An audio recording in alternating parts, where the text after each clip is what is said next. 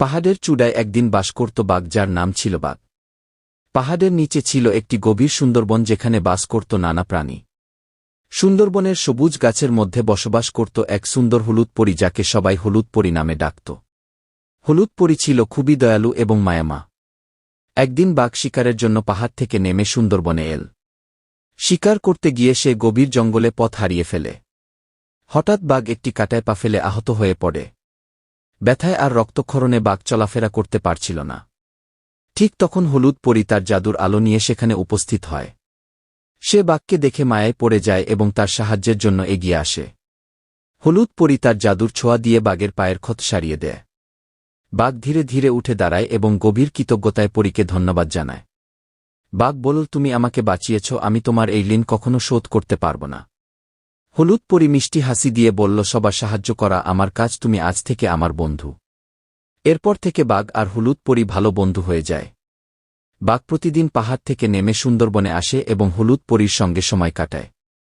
একদিন সুন্দরবনের অন্যান্য প্রাণীরা যেমন ময়ূর, খরগোশ আর কাঠবিড়ালিও এই বন্ধুত্বের গল্প শুনল।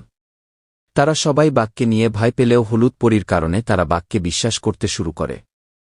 বাঘও তার মনোভাব পরিবর্তন করে সুন্দরবনের সব প্রাণীর সঙ্গে মিলেমিশে থাকতে শেখে। সুন্দরবন হয়ে ওঠে আরও সুন্দর এবং প্রাণবন্ত, যেখানে বন্ধুত্ব আর বিশ্বাসের গল্প ছড়িয়ে পড়ে। একদিন সুন্দরবনে একটি অচেনা প্রাণী আসে, যার নাম ছিল বিস্কুট। বিস্কুট ছিল ধূর্ত এবং দুষ্টু, সে প্রাণীদের মধ্যে অশান্তি লাগানোর জন্য পরিচিত। বিস্কুট একটি চক্রান্ত করে বাঘকে দোষারোপ করার পরিকল্পনা করে। সে ময়ূরের কাছে গিয়ে বলল, বাঘ তোমার সুন্দর পেখম চুরি করার কথা ভাবছে।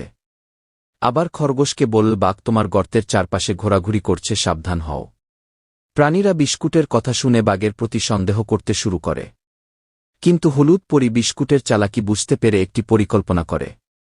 সে বাঘকে বলল, তুমি চুপচাপ থাকো, আমি এ বিষয়ে কিছু করব। হলুদ পরী জাদুর মাধ্যমে বিস্কুটের আসল চেহারা সবার সামনে প্রকাশ করে। সুন্দরবনের সব প্রাণী বুঝতে পারে যে বাঘ আসলে দোষী নয় আর বিস্কুটই ছিল সমস্যা। বিস্কুটকে সুন্দরবন থেকে তাড়িয়ে দেওয়া হয় এবং আবার শান্তি ফিরে আসে। বাঘ এবং হলুদ পরীর বন্ধুত্ব আরও গভীর হয়ে ওঠে। প্রাণীরা বুঝতে পারে সত্য এবং বন্ধুত্ব সবসময় জয়ী হয়।